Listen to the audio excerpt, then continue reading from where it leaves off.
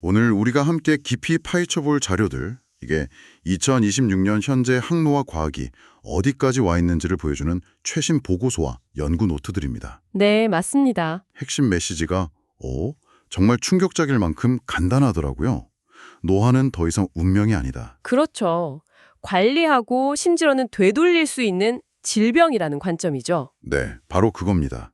청취자분께서 보내주신 이 자료들을 보니까 데이비드 싱클레어 박사의 노화의 정보 이론부터 해서 박문호 박사님의 신체 예산 개념도 있고요. 맞아요. 그리고 좀비 세포, FTR1 단백질 진짜 흥미로운 내용이 많아요. 그래서 이번 탐구의 목표는 명확합니다. 이 복잡해 보이는 과학 속에서 당신의 건강 수명을 드릴 핵심 원리 그리고 실천법을 뽑아내는 겁니다. 자, 한번 제대로 시작해 볼까요? 좋습니다. 가장 먼저 생각을 바꿔야 할 지점이 노화를 바라보는 관점 자체인 것 같아요. 자료에서 계속 지적하는 게 노화는 뭐랄까 자동차 부품이 다른 그런 하드웨어의 문제가 아니라는 거예요. 아, 하드웨어의 문제가 아니다. 네, 노화의 진짜 원인은 우리 몸의 설계도, 즉 DNA 손상이 아니고요. 그 설계도를 읽고 해석하는 방식에 오류가 생기는 소프트웨어의 문제라는 거죠. 소프트웨어의 오류요? 와, 그거 정말 흥미로운 비유네요. 그러니까 제 컴퓨터 자체는 멀쩡한데 운영체제에 버그가 막 쌓여서 점점 느려지는 것과 같다는 말씀이시죠. 정확합니다. 근데 잠깐만요. 소프트웨어라는 건 이론적으로 리셋하거나 업데이트할 수 있는 거잖아요. 바로 그 지점입니다. 그게 가능하다는 게 현대 항노화 과학의 핵심이죠. 와, 시간을 되돌린다는 것처럼 들리는데 혹시 암세포처럼 무분별하게 증식한다거나 하는 부작용은 없을까요? 아주 예리하고 중요한 질문입니다. 그래서 그 리셋의 원리를 먼저 이해해야 하는데요. 데이비드 싱클레어 박사의 노화의 정보 이론이 이걸 잘 설명해줘요.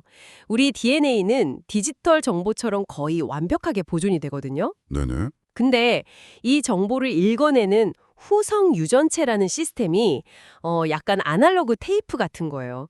시간이 지나면 잡음이 끼고 늘어지는 거죠. 테이프가 늘어진다. 그럼 그 잡음을 제거하고 테이프를 다시 팽팽하게 만드는 구체적인 방법이 있다는 거군요. 자료에 나오는 NMN, TET 효소 같은 것들이 바로 그 역할을 하는 거고요. 맞습니다. 크게 두 가지 축으로 이해하시면 아주 쉬워요. 첫 번째는 에너지 공급입니다. 에너지 공급이요? 네, 우리 몸에 시루트인이라는 단백질이 있는데 이게 유전자를 지키는 수호자 같은 역할을 해요. 근데 이 친구가 일하려면 NAD+라는 연료가 꼭 필요합니다. 아, 연료가 있어야 일하는군요. 그렇죠. 근데 문제는 나이가 들수록 DNA 손상이 잦아지잖아요. 그럼 그 손상을 수리하는데 이 NAD+ 연료를 엄청나게 써버려요. 잠깐만요. 그러면 DNA 수리팀이랑 후성 유전체 관리팀이 똑같은 연료를 놓고 경쟁하는 셈이네요? 바로 그겁니다. 비상사태가 자꾸 터지니까 비상대응팀이 연료를 다 써버려서 일상적인 시스템 관리를 할 에너지가 부족해지는 거군요. 정확합니다. 그게 바로 자원 배분의 문제죠. 그래서 NMN이라는 게 이 고갈된 NAD+ 연료 탱크를 다시 채워주는 원료인 셈입니다. 아, NMN이 원료군요. 네, 시르토인에게 충분한 연료를 줘서 다시 원래 임무, 즉 소프트웨어를 안정적으로 관리하게 만드는 거죠. 그리고 두 번째 축이 바로 직접적인 정보 리셋입니다. 정보 리셋? 여기서 이제 TET 효소가 등장하는데 우리 유전자에 메틸기라는 꼬리표가 잘못 붙어서 유전자를 꺼버리는 경우가 있어요. 생물학적인 스톱 사인이라고 생각하시면 돼요. 네네. TET 효소는 바로 이 불필요한 스톱 사인을 떼어내서 꺼져 있던 젊음의 유전자들을 다시 켜는 역할을 합니다. 그렇군요. 연료를 보충해서 시스템 관리자를 복귀시키고 동시에 잘못된 설정값을 직접 수정해서 초기화하고 투트랙 전략이네요. 아까 제가 걱정했던 그 위험성 문제는 어떤가요? 강제로 초기화하는 데 따르는 위험. 물론 그 위험을 통제하는 게 핵심 기술이죠. 실험실에서는 야마나카 인자라는 걸 써서 세포를 아예 배아줄기 세포 수준까지 되돌릴 수도 있어요. 우와. 근데 이건 암 발생 위험이 너무 높고요. 그래서 지금 연구는 암으로 변질되지는 않으면서 세포의 시계만 안전하게 몇 년 전으로 되돌리는 부분적 리프로그래밍에 집중되고 있습니다. 아, 완전히 리셋하는 게 아니라 부분적으로만? 네, 아직 갈 길은 멀지만 노화가 되돌릴 수 없는 과정이 과정이 아니라는 개념 증명이 됐다는 것만으로도 엄청난 패러다임 전환이죠. 네, 알겠습니다. 세포를 리셋한다는 개념은 이해가 됐어요. 근데 이미 시스템을 망가뜨리고 있는 나쁜 녀석들이 있다면 아무리 리셋 버튼을 눌러도 소용이 없을 것 같거든요. 자유에서 강조하는 좀비 세포가 딱 그런 존재 같아요. 이름만큼이나 하는 짓도 섬뜩합니다. 그런가요? 원래 늙고 손상된 세포는 스스로 사라져야 하거든요. 세포 자살이라는 프로그램이 있어요. 근데 이 명령을 거부하고 죽지 않은 채로 남아있는 세포들, 이게 바로 좀비 세포입니다. 와, 그냥 자리만 차지하고 있는 것도 문제일 텐데요. 문제는 그게 아니라는 거죠. 그럼요. 혹시 영화에서처럼 주변을 감염시키기라도 하나요? 거의 그렇다고 보시면 됩니다. 이 좀비 세포들이 SASP라는 온갖 종류의 염증성 단백질을 주변에 끊임없이 뿜어내요. 아, 독성물질을요? 네. 이 독성물질이 주변의 건강한 세포들을 공격해서 같이 늙게 만들고 만성 염증을 일으킵니다. 썩은 사과 하나가 상자 전체를 썩게 만드는 거죠. 와, 단순히 늙은 세포가 아니라 적극적으로 노화를 전파하는 노화의 근원지였군요. 그럼 이 좀비들을 제거하는 게 정말 중요하겠네요. 바로 그겁니다.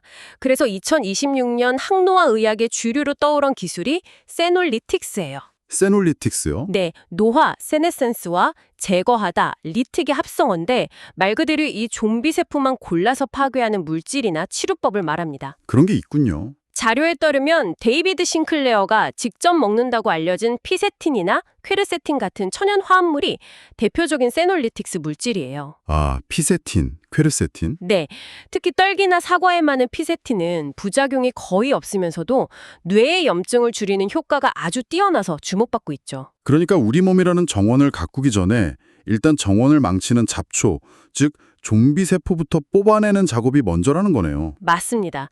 비움이 체움보다 더 강력한 치료제라는 말이 정말 딱 들어맞는 경우죠. 와, 네, 새로운 걸 채우기 전에 오염원부터 제거하는 게 훨씬 효율적이다. 그렇죠. 좀비 세포를 제거해서 전신에 퍼진 만성 염증을 줄이는 게 중요하다. 근데 이런 염증이 가장 치명적인 곳이 바로 우리 몸의 사령부, 뇌 아닐까요? 자료에서 다루는 박문호 박사님의 신체 예산 개념이 바로 이 지점과 아주 흥미롭게 연결되는 것 같아요. 맞아요. 이것도 정말 엄청난 관점의 전환을 가져다주는 개념입니다. 우리는 보통 뇌가 생각하려고 존재한다고 여기잖아요. 네, 그렇죠. 그런데 박문호 박사님 관점에서는 뇌의 가장 중요한 임무는 생각이 아니라 우리 몸의 에너지 자원을 예측하고 효율적으로 배분하는 예산 관리라는 겁니다. 뇌가 우리 몸의 기획재정부 장관 같은 거군요. 예산이 넉넉하면 활기차고 적자가 나면 모든 게 엉망이 되는 것처럼요. 바로 그거예요. 뇌는 당신의 다음 행동, 다음 감정에 필요한 에너지를 미리 예측하고 포도당이나 산소, 호르몬 같은 걸 배분해요. 이 예산이 넉넉하면 우리는 활기차고 집중도 잘 되죠. 네네. 하지만 만성 스트레스, 수면 부족, 그리고 방금 말한 만성 염증, 이런 것들이 예상치 못한 지출을 계속 만들어서 예산을 심각한 적자로 만듭니다. 우리가 번아웃이라고 부르는 상태가 바로 이 신체 예산이 파산한 상태인 거예요. 신체 예산이 파산하면 노화가 빨라진다. 정말 직관적이네요. 그럼 이 예산을 흑자로 만들려면 어떻게 해야 하나요? 여기서 근육이 결정적인 역할을 합니다. 근육이요. 네. 자료에서는 근육을 단순히 움직이는 기관이 아니라 뇌 기능을 활성화하는 마이오카인이라는 호르몬을 분비하는 거대한 약국이라고 표현해요. 약국이요. 네. 운동을 하면 근육에서 수백 종류의 마이오카인이 뿜어져 나오는데 이게 혈관을 타고 뇌로 직접 들어가서 BDNF 생성을 촉진하고 염증을 줄여줍니다. 와, 근육이 뇌를 만든다는 말이 그냥 비유가 아니었네요. 운동이 단순히 칼로리를 태우는 게 아니라 뇌의 예산을 직접 늘리고 뇌에 영양제를 주사하는 것과 같은 거군요. 그렇습니다. 그래서 자료에서 유독 고강도 인터벌 운동 HIIT를 강조하는 거예요. 아, HIIT. 네, 짧은 시간, 전력 질주와 휴식을 반복하는 게 미토콘드리아 기능을 폭발적으로 향상시켜서 에너지 생산 효율을 극대화하거든요. 마이오카인 분비도 가장 효과적으로 촉진하고요. 뇌의 예산을 흑자로 만드는 가장 확실한 투자네요. 그렇죠. 더 나아가서 뇌 노화 자체를 되돌릴 수 있다는 희망적인 증거도 발견됐어요. USFF의 연구진이 FTL1 단백질이라는 걸 발견했는데 FTL21 단백질이요? 네, 이게 뇌 노화의 마스터 스위치 역할을 한다는 겁니다. 마스터 스위치요. 그건 또 어떻게 작동하는 건데요? FTL1은 원래 철분을 저장하는 단백질인데 늙은 쥐의 뇌에서 이게 과도하게 많아지는 현상을 발견한 거예요. 이게 뇌의 면역세포 기능을 방해해서 뇌의 청소 및 수리 시스템을 마비시키는 주범이었던 거죠. 아, 뇌 청소 시스템을 마비시킨다. 그런데 유전적으로 이 FTL2를 억제했더니 놀랍게도 늙은 쥐의 뇌세포 연결망과 기억력이 청년 수준으로 회복됐습니다. 정말요? 와. 알츠하이머 같은 퇴행성 뇌질환 치료에 완전히 새로운 길을 열어준 발견이죠. 그러니까 뇌라는 도시에 청소부들이 있는데 FTL1이라는 쓰레기가 너무 많이 쌓여서 청소부들이 일을 못하고 있었던 거네요. 맞아요. 그 쓰레기만 치워주니까 도시가 다시 활기를 되찾은 거고요. 정말 놀랍습니다. 노화가 더 이상 불가역적인 과정이 아니라는 걸 보여주는 또 하나의 강력한 증거네요. 네, 뇌 노화조차도 특정 단백질의 스위치를 끄고 켬으로써 되돌릴 수 있는 상태라는 과학적 증명이 이루어진 셈이죠. 자, 그럼 이 모든 놀라운 과학적 원리들을 이제 우리 일상에 어떻게 적용할 수 있을지 실천적인 이야기로 넘어가 보죠. 네, 몇 가지 가장 핵심적인 전략만 짚어드릴게요. 첫째는 거꾸로 식사법입니다. 한거의 기본 중 하나가 혈당 스파이크를 막는 건데 식사 순서를 바꾸는 것만으로도 엄청난 효과가 있어요. 섬유질, 그러니까 채소 먼저, 그다음 단백질 지방, 마지막으로 탄수화물, 이 순서입니다.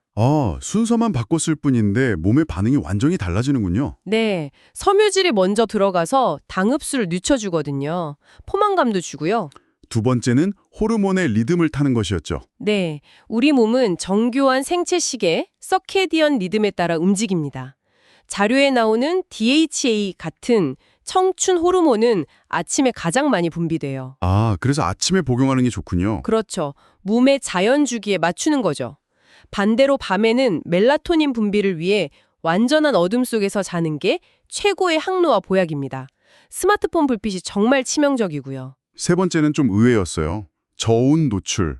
보통 몸을 따뜻하게 해야 건강에 좋다고 생각하잖아요. 그게 바로 호르메시스라는 원리인데요. 호르메시스. 네, 너무 편안한 환경보다는 약간의 건강한 스트레스가 오히려 우리 몸의 방어 시스템을 깨워서 더 강하게 만든다는 겁니다.